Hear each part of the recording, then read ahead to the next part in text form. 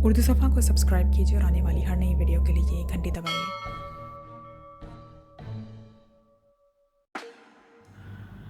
Captain Shakeel, Tanveer, Safdar اور Julia چاروں ایک بڑے کمرے میں بند تھے۔ انہیں وہاں بند ہوئے خاصا وقت ہو گیا تھا اور ایک بار انہیں وہاں بند کر کے کسی نے مڑ کر ان کی خبر نہیں لی تھی۔ انہوں نے وہاں سے آزاد ہونے کی بے حد کوشش کی، بے شمار تجویزیں سوچیں، لیکن کمرے کا اکلوتا مگر مضبوط دروازہ ان کی راہ میں دیوار چین بنا ہوا تھا۔ تھک ہار کر وہ بیٹھ گئے۔ رات گزرنے کے بعد تقریباً آدھے سے زیادہ دن گزر چکا تھا کہ پہلی بار ان کا دروازہ کھلا اور 10 مشین گن بردار اندر داخل ہوئے۔ مشین گن برداروں نے عجیب و غریب لباس پہنا ہوا تھا۔ وہ سب غوطہ خوروں کے لباس میں تھے۔ ان کی پشت پر بڑے بڑے آکسیجن سلنڈر بھی موجود تھے۔ انہوں نے ان چاروں کو گھیر لیا اور پھر انہیں اشارے سے باہر چلنے کے لیے کہا۔ وہ 10 مشین گنوں کے سامنے بے بس تھے، چنانچہ سوائے حکم کی تعمیل کرنے کے اور چارہ ہی نہ تھا۔ مختلف کمروں سے ہوتے ہوئے وہ ایک لفٹ کے سامنے جا کر رک گئے۔ مشین گن برداروں کے ساتھ وہ لفٹ میں سوار ہو گئے اور جب لفٹ رکی تو وہ عمارت کی چھت پر موجود تھے۔ یہ عمارت 4 منزلہ تھی اور چوتھی منزل کی چھت پر وہ اس وقت موجود تھے۔ اس وقت چھت پر تقریباً 10 آدمی موجود تھے۔ وہ سب کے سب اسی غوطہ خوروں والے لباس میں موجود تھے۔ ان میں ایک شخص نے منہ پر لگے ہوئے خول کے آگے خوردبین لگا رکھی تھی۔ اس کے خول کے اوپر مائک بھی لگا ہوا تھا۔ وہ سب عمران کو وہاں موجود دیکھ کر دنگ رہ گئے۔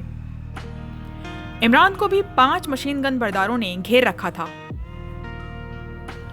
ہا ہا ہا، آؤ آؤ تم بھی دیکھو، ہم نے تمہارے ملک کی کایا پلٹ دی ہے۔ ہا ہا ہا۔ دنیا کی دلیر ترین اور بہادر قوم اس وقت دنیا کی بزدل ترین اور خوف زدہ قوم میں تبدیل ہو چکی ہے۔ دوربین والے شخص نے ان کے قریب پہنچنے کے بعد کہا۔ آواز اس کے مائک سے نکل رہی تھی۔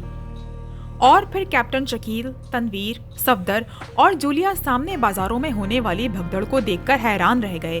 ایسا محسوس ہو رہا تھا جیسے سب لوگ پاگل ہو چکے ہیں۔ انتہائی بدحواسی اور خوف کے عالم میں وہ کٹی ہوئی پتنگ کی طرح ادھر ادھر ڈول رہے تھے۔ بے شمار لوگ مر رہے تھے۔ پھر اچانک کیپٹن شکیل اور صفدر کے جسم میں سردی کی ایک تیز لہر دوڑ گئی۔ انہیں پھر جھریاں سی آنے لگیں۔ وہ نامعلوم کس سے خوفزدہ تھے۔ ادھر جولیا اور تنویر کو بھی سردی سی محسوس ہو رہی تھی، مگر کیپٹن شکیل اور صفدر کی حالت لمحہ بلمحہ بگڑتی جا رہی تھی۔ ٹائیگر جو عمران کے روپ میں تھا، سر جھکائے کھڑا کانپ رہا تھا۔ خوف سے اس کا بھی رواں رواں لرز رہا تھا۔ ہاں، تم بھی اسی قوم کے فرد ہو، تم بھی بزدل ہو۔ دیکھو ہمارا کارنامہ، اب اس ملک کو فنا ہونے سے دنیا کی کوئی طاقت نہیں بچا سکتی۔ ہا ہا ہا۔ باس مسلسل قہقہے لگا رہا تھا۔ اچانک وہ قہقہا لگاتے لگاتے رک گیا۔ نیچے شہر میں ہونے والا شور بھی اچانک تھم گیا تھا۔ لوگ سن ہو کر رہ گئے تھے۔ کیپٹن شکیل، صفدر، تنویر، ٹائیگر اور جولیا کو یوں محسوس ہوا جیسے ان کی رگوں میں دوڑتی ہوئی خوف کی لہر اچانک تھم گئی ہو۔ چند لمحوں تک فضا میں سکوت طاری رہا، پھر ایک دم شور پھٹ پڑا۔ لیکن اب صورتحال یکسر تبدیل ہو چکی تھی۔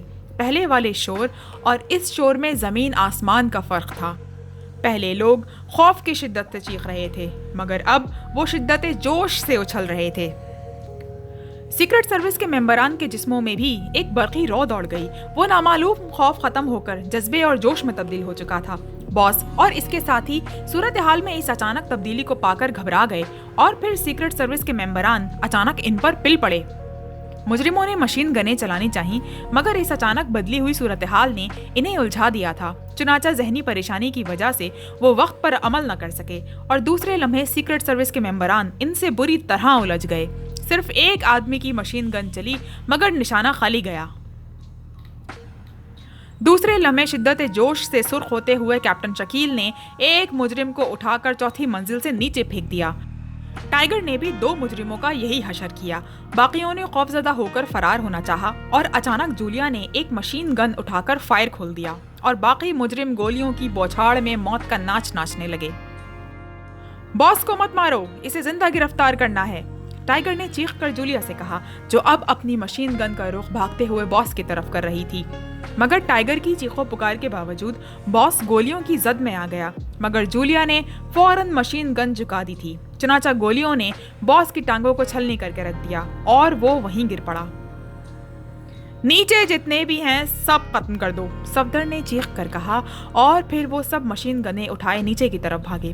ٹائیگر زخمی باس کو اٹھانے میں مصروف تھا۔ کایا ایک بار پھر پلٹ چکی تھی۔ عمران بھاگتا ہوا کمپاؤنڈ میں پہنچا اور دوسرے لمحے اس نے ہاتھ میں پکڑی ہوئی بوتل زمین پر دے ماری۔ بلیک زیرو بھی اس کے پیچھے بھاگتا ہوا کمپاؤنڈ میں آن پہنچا تھا۔ عمران کو جب اس نے بوتل زمین پر مارتے دیکھا تو اسے یقین ہو گیا کہ عمران پاگل ہو چکا ہے۔ بوتل ٹوٹتے ہی اس میں موجود سیال زمین پر پھیل گیا اور دوسرے لمحے اس سے بخارات نکلنے لگے اور تقریباً 1 منٹ میں تمام محلول ہوا میں اڑ چکا تھا۔ اب زمین پر صرف بوتل کے ٹکڑے پڑے تھے۔ عمران چند لمحے خاموش کھڑا رہا اور پھر وہ واپس مخصوص کمرے کی طرف بھاگا۔ بلیک زیرو کو اس نے اپنے پیچھے آنے کا اشارہ کیا۔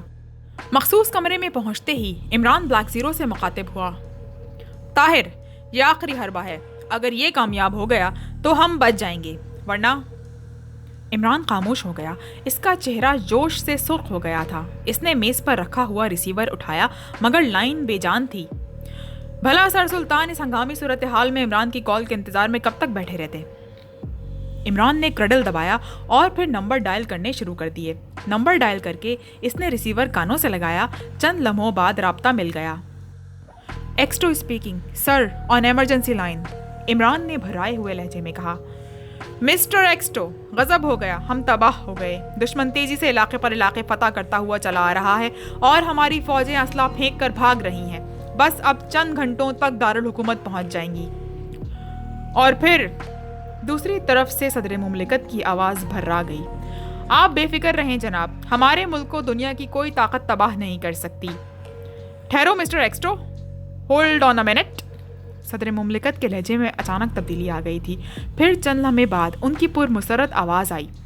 مبارک ہو مسٹر ایکسٹو، تمہارا کہنا سچ ثابت ہوا، ایک معجزہ ہو گیا ہے۔ فوجیوں اور عوام کا تباہ ہوا مورال ایک دم بلند ہو گیا ہے۔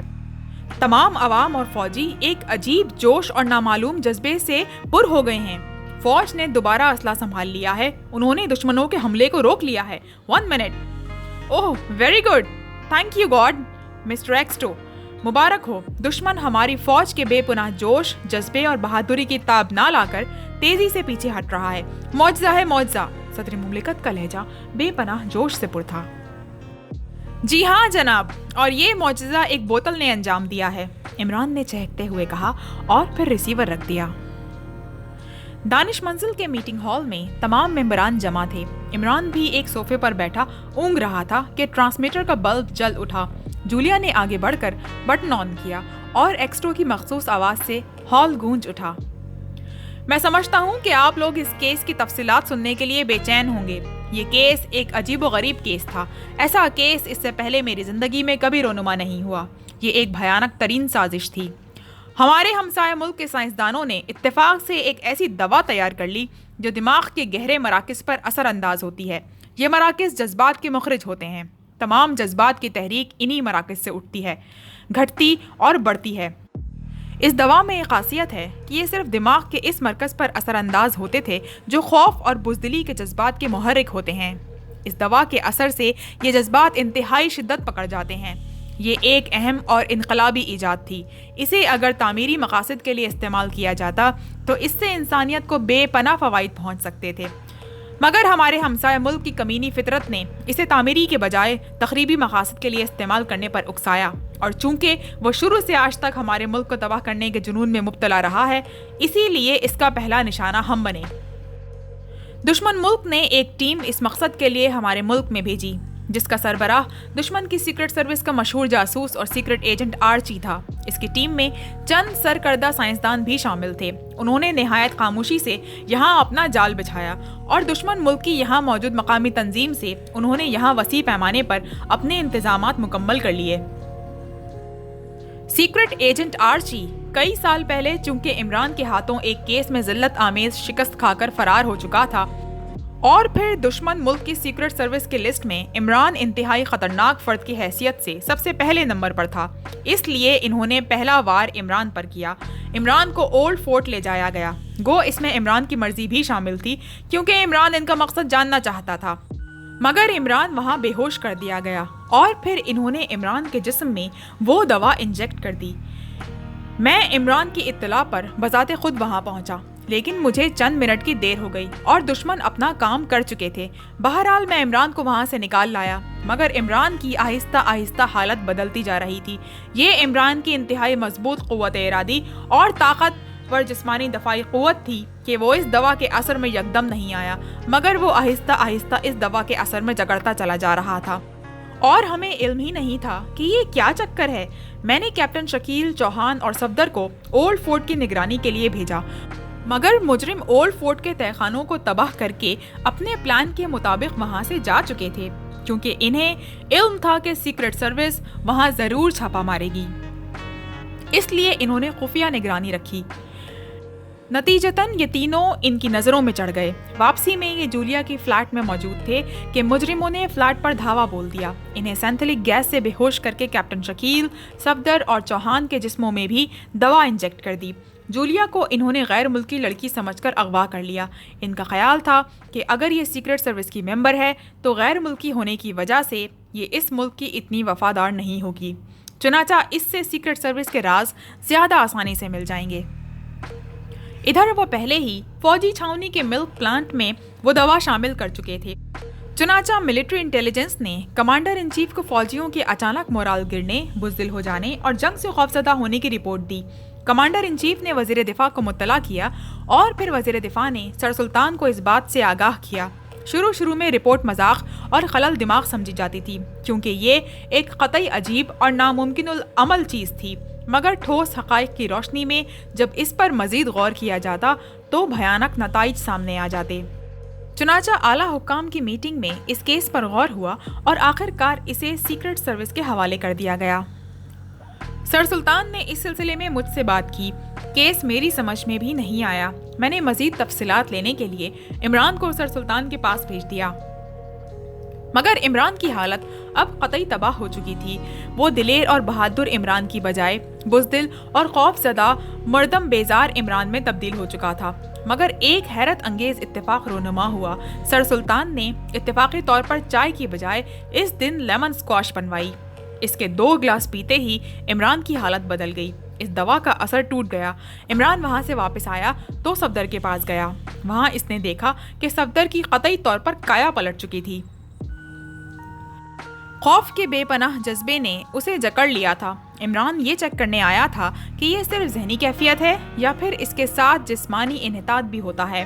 ایک ڈرامہ کھیلا اور صفدر اور جوزف کی لڑائی کرا دی۔ اس کا خیال ٹھیک ثابت ہوا۔ صفدر ذہنی انحطاط کے ساتھ ساتھ جسمانی طور پر بھی ناکارہ ہو چکا تھا۔ جوزف نے صفدر کو روئی کی طرح دھنک کر رکھ دیا۔ پھر عمران نے تجربے کے طور پر لیمو میں موجود ایسڈ کی ایک بڑی ڈوز دی۔ نتیجہ اس بار بھی حیرت انگیز رہا۔ صفدر قطعی ٹھیک ہو گیا۔ چنانچہ کیپٹن شکیل اور چوہان کو بھی اسی علاج سے ٹھیک کر لیا گیا۔ اسی دوران مجرموں نے چھاؤنی کے واٹر پلانٹ میں وہ دوا ملا دی اور پھر انہوں نے دارالحکومت کے شہریوں پر یہ تجربہ آزمایا اور نتیجتاً دارالحکومت میں اس دن خوفناک بحران آ گیا۔ میں نے عمران کے علاج کے لیے ایک مشہور اور نو وائرس سائیکولوجسٹ کو بلایا تھا، مگر عمران کو شبہ ہو گیا کہ یہ شخص نفسیات کی عجز سے بھی واقف نہیں، چنانچہ اس کی نگرانی کرائی گئی۔ مزید انکشافات ہوئے، وہ مجرموں کا آدمی تھا۔ صدر مملکت نے ہنگامی میٹنگ کال کی۔ وہی ڈاکٹر ایک اور مشہور سائیکولوجسٹ کا روپ دھار کر وہاں پہنچ گیا تاکہ حکومت کو غلط راستے پر ڈالا جائے، مگر چونکہ مجھے پہلے اطلاع مل چکی تھی اس لیے اسے میٹنگ کے دوران پکڑ لیا گیا۔ اس نے خودکشی کر لی، چنانچہ مجرموں کا یہ منصوبہ ناکام ہو گیا۔ جولیا مجرموں کے ہیڈ کوارٹر سے انتہائی بہادری کا مظاہرہ کرتے ہوئے فرار ہونے میں کامیاب ہو گئی، چنانچہ اس کی نشاندہی پر اسی کوٹھی پر چھاپا مارا گیا۔ لیکن زمین دوز سرنگ کے راستے وہ پہلے ہی فرار ہو کر دوسری عمارت میں منتقل ہو چکے تھے۔ عمران، صفدر، جولیا، کیپٹن شکیل اور تنویر اس سرنگ کا سراغ لگاتے لگاتے مجرموں کے ہاتھوں گرفتار ہو گئے۔ مجرموں نے اپنے ایک اہم رکن کو ان کی نقل و حرکت کی نگرانی کے لیے مقرر کیا ہوا تھا، اسے پکڑ لیا گیا۔ پھر اس کا روپ دھار کر عمران کا ایک آدمی مجرموں کے ہیڈ کوارٹر پہنچا۔ उस अहम रुकन ने इस तमाम मिशन की तफसीलात बतला दी जो इंतहाई भयानक थीं। मुजरिमों का असल प्लान ये था कि पहले छोटे छोटे पैमाने पर तजुर्बात करके अवाम और फौजियों की क़ुव्वत इरादी और जिस्मानी दिफाई निज़ाम कमज़ोर कर दिया जाए और फिर इस दवा को जिसे सफूफ की शक्ल में तब्दील किया जा चुका था हवा में फैला दिया जाए। सांस के ज़रिए इस दवा के ज़र्रात इंसानी जिस्म के अंदर चले जाते और पहले से कमज़ोर दिफाई निज़ाम की बदौलत अवाम और फौज पर इसका असर शदीद होता। इधर हमसाया मुल्क हमला कर देता। नतीजे में अवाम और फौज चूंकि पहले ही इंतहाई बुज़दिल और खौफजदा होते, वो बाआसानी मुल्क पर कब्जा कर लेते। इमरान अपने आदमी को अपना मेकअप करके वहाँ छोड़ आया और ख़ुद व मुजरिमों के इस अहम रुकन का मेकअप करके बाहर निकल आया। मुजरिम किसी भी वक्त ये मिशन मुकम्मल कर सकते थे, चुनाचा इमरान ने इसका तोड़ सोचना शुरू किया। मैंने मुजरिमों के हेडक्वार्टर का फौज से मुहासरा करा लिया। हालात चूंकि इंतहाई नाजुक थे, इसलिए मेरा ख्याल था कि ज़रा सा भी शुबा होता कि मुजरिम अपनी कार्रवाई कर रहे हैं तो बम्बार्टमेंट से हेडक्वार्टर तबाह कर दिया जाता ताकि मुजरिम अपना काम करने से पहले ख़त्म हो जाएं। गो इसमें मेरे 4-5 मेंबर भी ख़त्म हो जाते, मगर पूरे मुल्क की तबाही को मद्देनज़र रखते हुए मैंने इनकी कुर्बानी कबूल कर ली। मुजरिम इस सूरत हाल से घबरा गए, चुनाचा उन्होंने फौरी तौर पर अपना काम कर दिया, यानी इस सफूफ की कसीर मिकदार हवा में मिला दी। इधर मुजरिमों की खुफिया इत्तला के बिना पर हमसाए मुल्क ने अपने प्लान के मुताबिक हम पर हमला कर दिया। हालात क़तई ख़राब हो गए। हमारे अवाम और फौजी क़तई बुज़दिल और शदीद खौफजदा हो गए। चुनाचा वो लड़ने और मुकाबला करने की बजाय असलहा फेंक कर फरार होना शुरू हो गए। चुनाचा दुश्मन फातिहाना अंदाज में आगे बढ़ता चला आया, हत्ता कि हमें मुल्क की तबाही का यकीन हो गया। मगर यहाँ भी इमरान की साइंस में डॉक्टरेट मुल्क और कौम के काम आ गई। इसने चंद घंटों में ही एक ऐसी दवा तैयार कर ली जो हवा में मिलकर जब लोगों के सांस में शामिल होती तो दिमाग के इन मराकज़ पर फौरी तौर पर असर अंदाज होती, जिससे जज्बा, जोश और बहादुरी को तहरीक मिलती। दुश्मन मुल्क के साइंसदान साल की तहकीक के बाद जो फार्मूला बना सके, इसका तोड़ बल्कि दूसरे लफ्ज़ों में सही तामीरी फार्मूला इमरान ने अपनी खुदादाद जहानत की बदौलत चंद घंटों में तैयार कर लिया। चुनाचा इसने फौरी तौर पर वो दवा हवा में शामिल कर दी। नतीजे में बुज़दिल और खौफ का जज्बा ख़त्म होकर अवाम और फौज में जज्बा बहादुरी और जोश अपनी शिद्दत को पहुंच गया और दुश्मन का प्लान फेल हो गया। हमारी बहादुर अफवाज और दिलेर अवाम दुश्मन के सामने डट गए और फिर दुश्मन को मजबूरन तेजी से पसपा होना पड़ा, हत्ता कि हमारी फौज ने दुश्मन को अपने इलाके से धकेल कर इनके इलाके पर धावा बोल दिया।